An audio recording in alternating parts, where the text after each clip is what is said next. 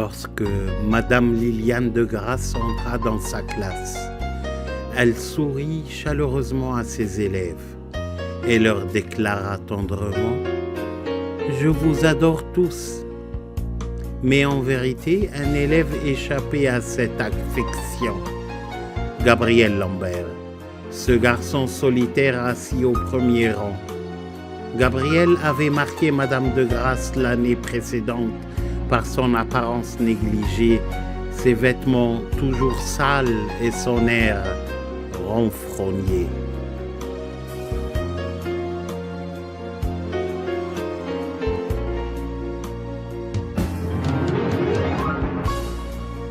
Chaque fois qu'elle corrigeait ses devoirs, elle n'hésitait pas à souligner chaque erreur avec un stylo rouge vif, se complaisant presque à inscrire « échec » en haut de ses copies.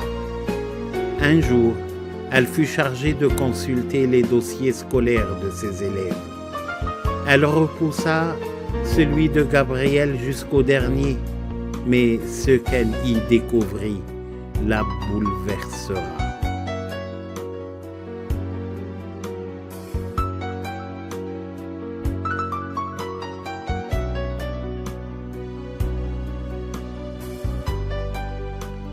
En première année, Gabriel était décrit comme un enfant curieux et brillant. Puis, dès la deuxième année, le temps changea. Sa mère était tombée gravement malade, ce qui perturbait son quotidien. En troisième année, le drame survint. Sa mère décéda et Gabriel s'effondra. Son père absent laissait l'enfant livré à lui-même. En quatrième année, l'instituteur avait écrit « Gabriel est devenu renfermé, il manque d'intérêt pour l'école et s'endort parfois en classe. »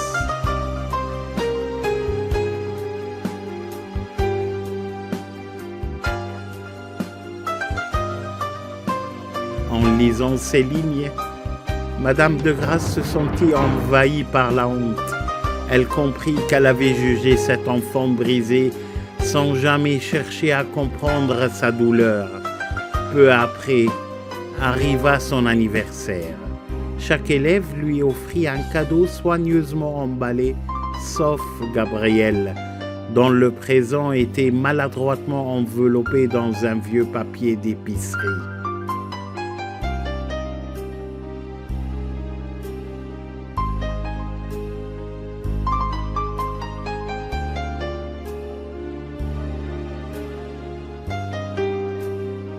Le paquet de Gabriel contenait un bracelet aux pierres manquantes et un flacon de parfum presque vide.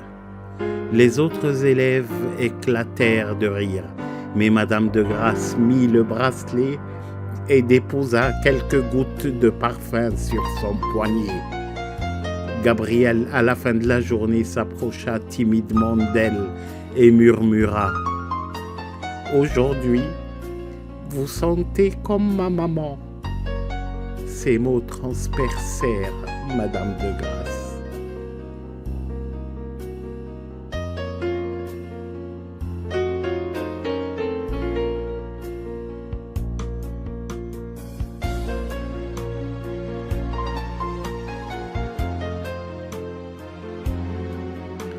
Ce flacon de parfum n'était pas un simple cadeau, mais un pont vers la mémoire de la mère défunte de Gabriel.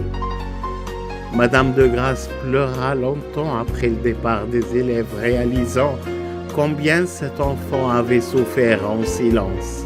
Dès lors, elle changea. Elle cessa d'enseigner simplement des leçons et s'investit corps et âme dans le bien-être de ses élèves et surtout de Gabriel. À mesure qu'elle lui portait attention, Gabriel se mit à s'épanouir et à la fin de l'année, il figurait parmi les meilleurs élèves.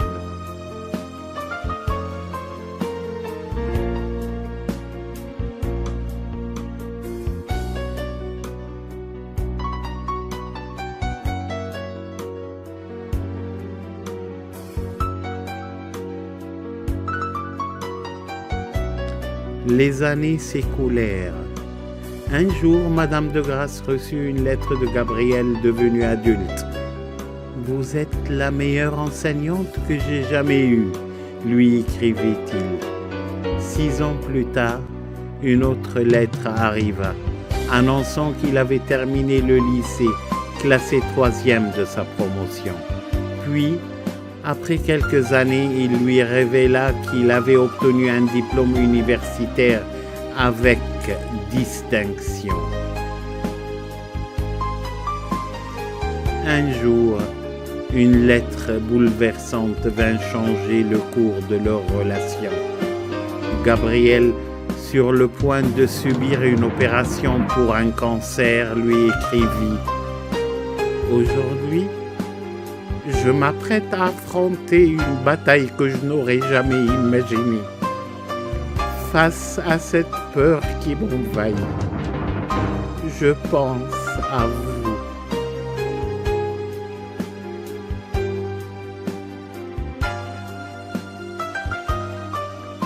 Vous m'avez tant soutenu lorsque j'étais enfant et aujourd'hui encore, je vous sens à mes côtés.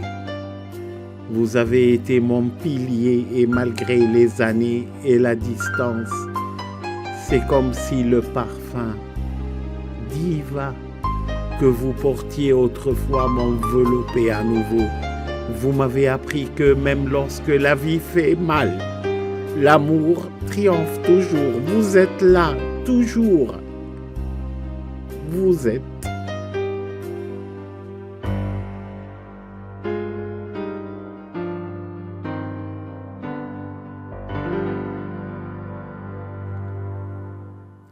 Un jour, Gabriel, après avoir mené à bien une intervention délicate qui permit de sauver une jambe fracturée, promise à l'amputation et accomplit une première chirurgicale en redonnant espoir à une fillette mutilée, écrivit à nouveau à Madame de Grâce.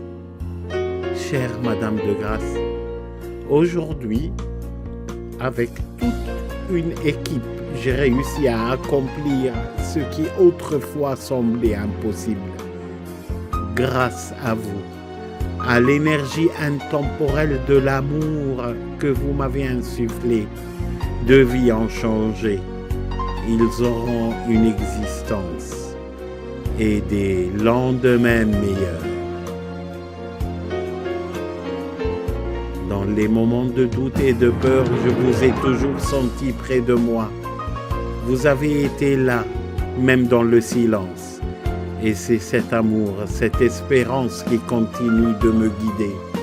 Vous êtes là, toujours. Vous êtes.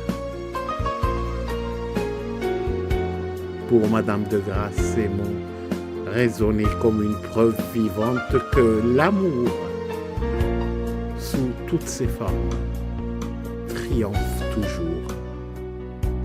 Gabriel, ce petit garçon autrefois brisé, avait non seulement surmonté ses propres épreuves, mais il était devenu un homme qui sauvait des vies grâce à l'amour et à la compassion qu'elle lui avait offerte.